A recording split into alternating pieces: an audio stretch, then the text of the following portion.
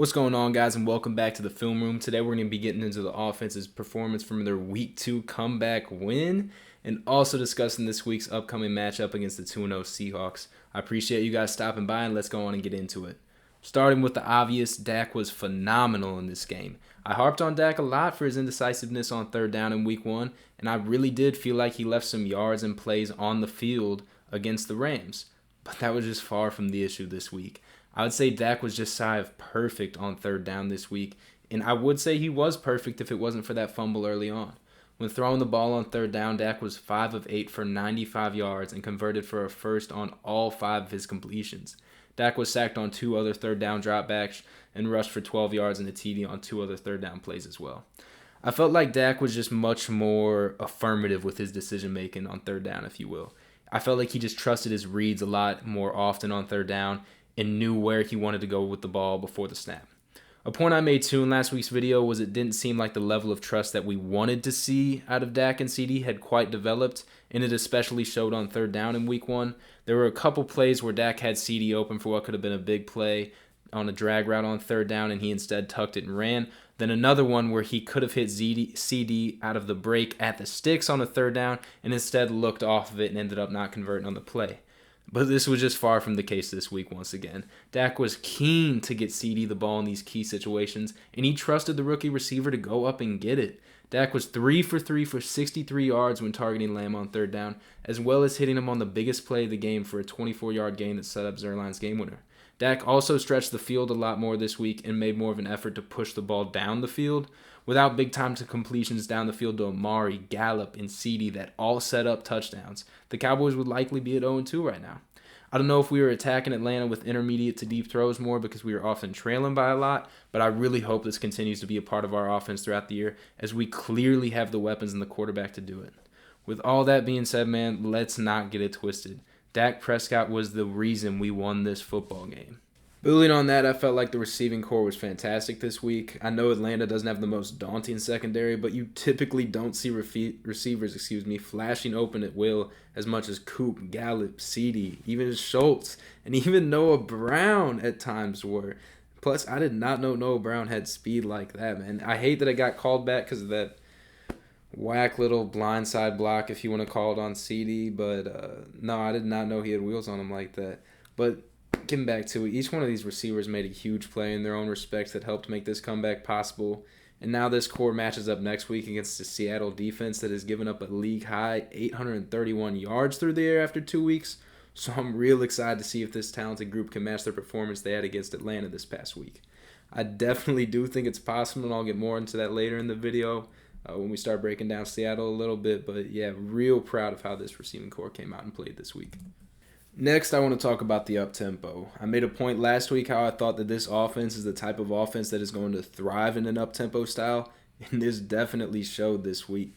We were able to zip the ball down the field in the second half, and once Kellen let Dak get into a rhythm and get that Atlanta defense on its heels, there was just no stopping this Dallas attack. On our touchdown drives in the second half, our time of possession only hit 3 minutes once, and it clocked at 3 on the dot and 10 plays for 74 yards. The other 3 followed as 7 plays for 74 yards and 237, 8 plays for 83 yards and 247, and 9 plays for 76 yards and 106. It really felt like there was a moment after the half where McCarthy and Moore gave Dak the keys to the Ferrari on prom night and told him to go and have a good time. Dak was getting everybody to the line quick and just flat out dissecting this Atlanta defense. Like I said, I know they're not the most daunting defense in the league, but you don't drive the ball like that in the NFL just at will. Like that's something rare to see. 3 minutes, 2 minutes and 37 seconds, 247, 106, all drives 74 yards and up. Like, you just don't see that in the NFL. I think the Cowboys only ran the ball on first down 6 times in the second half compared to 10 in the first. And 2 of those runs in the second half on first down came inside the 5. And 1 was to run the clock down after that CD completion that got us in field goal range. Now, McCarthy and Stephen Jones have been hyping up this up-tempo style of play we just played this past week. They've been doing on radios and shows talking about, I like how this up-tempo looks. McCarthy said it's something that could definitely be a feature of this offense. So I really hope that's a sign of things to come. I think this needs to be a consistently fast-paced offense that runs through the arm of Dak Prescott. Forget keeping the other team's offense on the field. When you can drive the ball as efficiently as we can, do it. Last thing I want to hit on in talking about the offense versus Atlanta was I felt that the O-line had a solid outing with all things considered.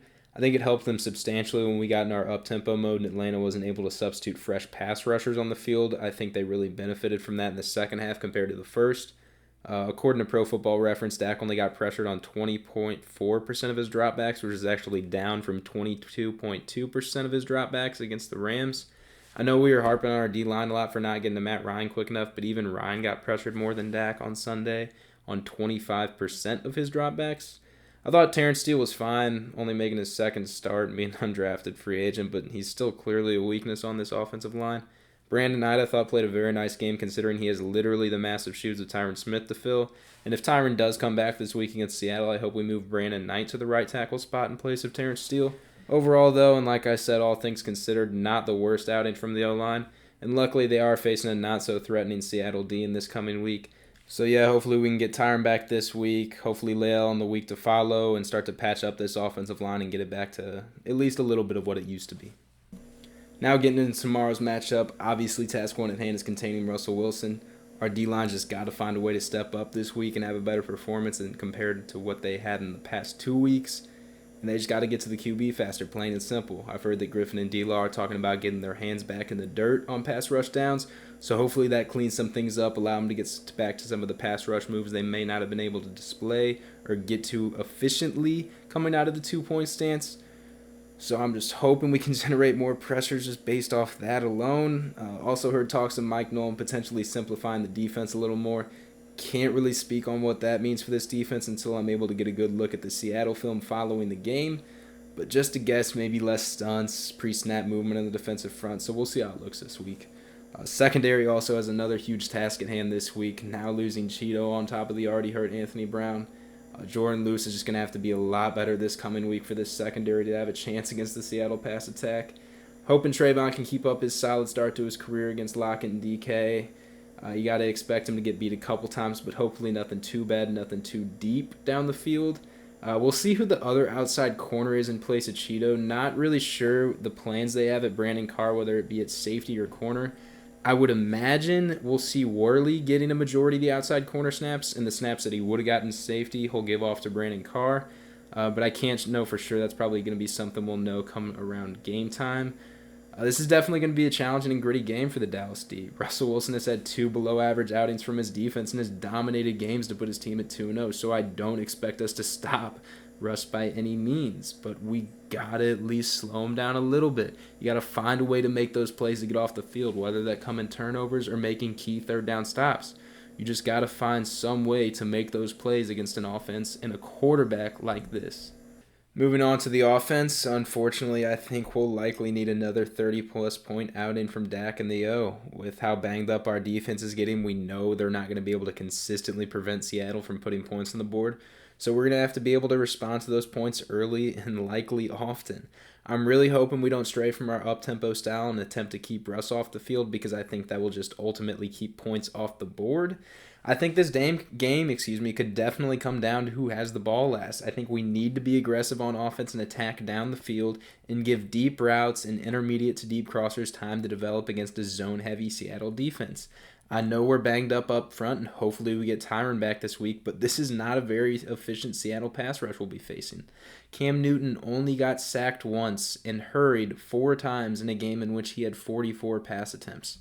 Belichick did an excellent job taking advantage of this by calling plenty of plays down the field that, if given time to develop, would bust receivers open against Seattle's zone. Cam led the NFL in Week 2 with 15 completions of 10-plus yards, and I think this needs to be something Dallas should strive to match if Dak has the consistently clean pocket I expect him to have.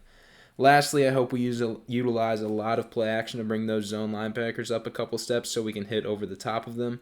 I expect another big game out of CeeDee Lamb with a couple more big plays on those intermediate crossers if we can get those linebackers to come down, and especially if we can give Dak time in the pocket for those to develop down the field.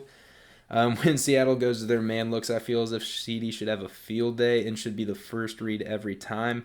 Seattle's starting slot corner, Ugo Amadi, has allowed 80% of his targets to be caught throughout his career. I don't need to tell you how bad that is. I definitely expect CD to notch another 100-yard performance on his belt and hopefully add his first touchdown of many. Well, I really appreciate you guys stopping by and checking out the video. I can't tell you how much it means to me just to see my videos getting any views this early in my content creating career. Feel free to like and subscribe if you enjoyed the video. We'll be posting content like this weekly, so don't miss out on that. Also, comment below how you think this Cowboys team is going to look tomorrow against Seattle. And definitely check out our website at cowboysfilmroom.com. We post weekly articles discussing what went right and what went wrong in prior games, as well as previewing what to expect in upcoming matchups. Definitely check out our Twitter and Instagram too at Cowboys Film Room. We're pretty active on both, posting Cowboys highlights, Cowboys news, just talking anything Cowboys football. Well, once again, it means so much that you guys stopped by and checked out this video. I appreciate your time and stay until the end, and we'll catch you on the next one. See ya.